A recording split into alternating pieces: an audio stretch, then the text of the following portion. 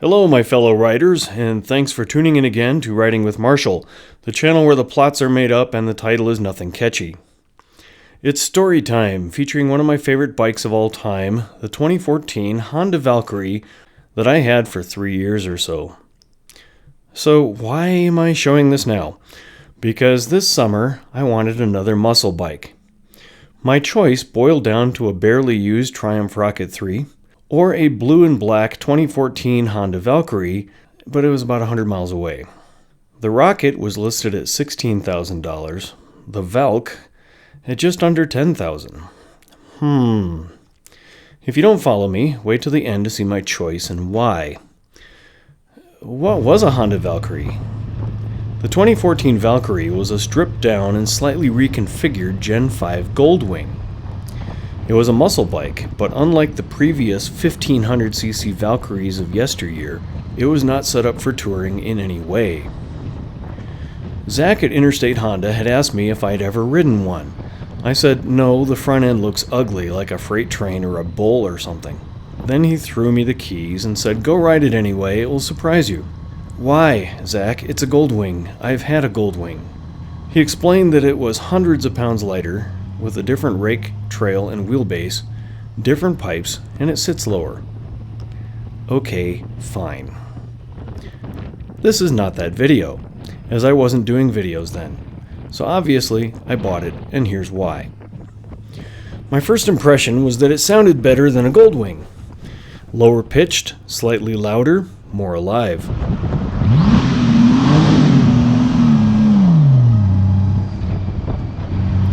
The second thing I noticed were the curves in the gas tank. It was curved like a well-endowed woman, which is why I named her Elvira.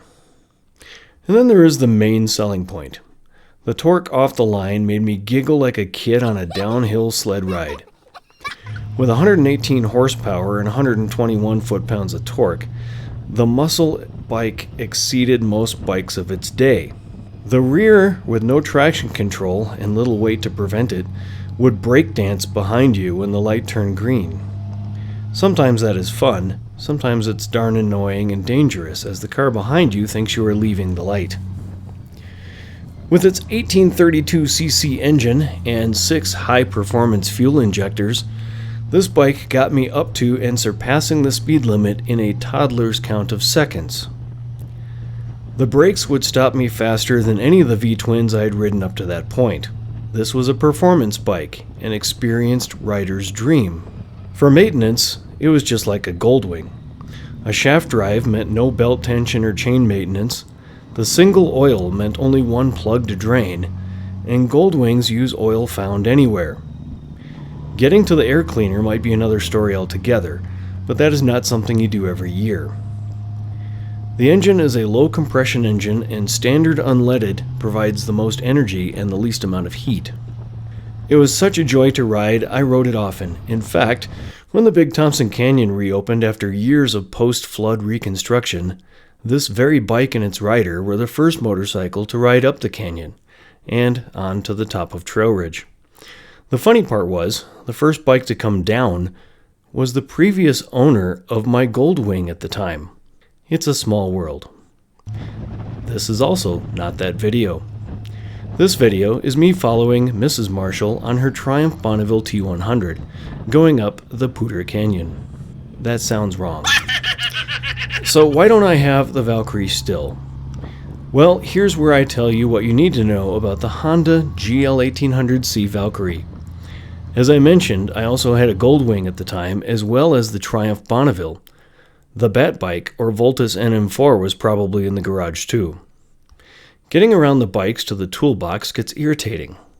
Making payments on 4 bikes is expensive, as well as paying insurance and registration on a lot of them. And then there's keeping shoes on all these kids. But back to the bike. Item 5 of what you need to know about the Honda Valkyrie. The seat is low at 28.8 inches, and it's more narrow than the Goldwing, but the foot pegs are still where they should be on the Goldwing. So if you are tall, your knees will be bent more. The seat is also hard. Item 4. Although shorter legs would love the Valkyrie, you need longer arms. The bars are wide and a stretch for a 5'10" tall guy when you need to lock the steering in a tight turn. Leaning forward helps with that. Item 3. Where do you put your lunch? Corbin will sell you hard cases for it, but for something like $2,000 at the time, forget that. Get the Honda tail rack as I did. Well, the tail rack would hold my lunchbox, but little else.